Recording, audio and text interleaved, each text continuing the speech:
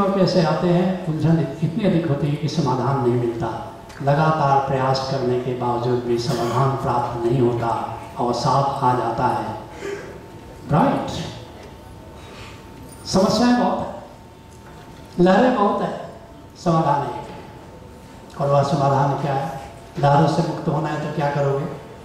मैं गया अंडमान निकोबार में गया, वहाँ पर नाव पर एक लेंस लगा रहता है, ऊपर बड़ी लहरें थी। मेरे मन में एक सवाल था, ये मछलियाँ अंडा कहाँ देती हैं?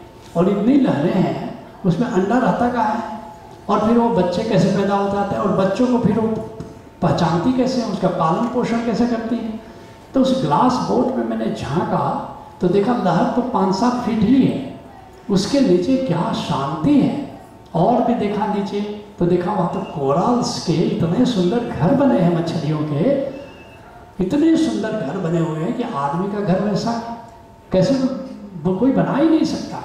और इतनी गहरी शांति है, वहाँ कोई लहर नहीं है, वहाँ कोई आंदोलन नहीं, कोई क्षोभ नहीं, कोई टर्बुलेंस नहीं, कोई समस्या नहीं।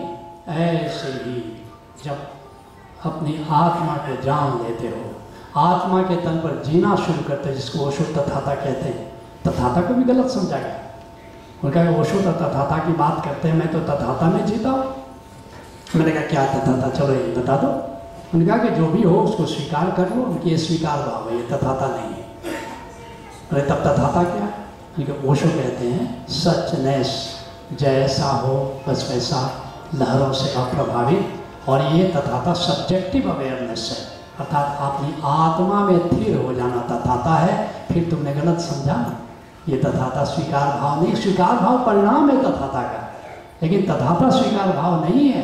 तथाता तो अपनी सब्जेक्टिविटी में जीना है, तथाता तो अपने आत्मज्ञान में जीना है, अपनी आत्मा में रमण करने का नाम तथाता है। और जिस दिन तुम तथाता को जान लोगे, उस दिन कोई भी दुख तुम्हें प्रभावित नहीं कर सकता।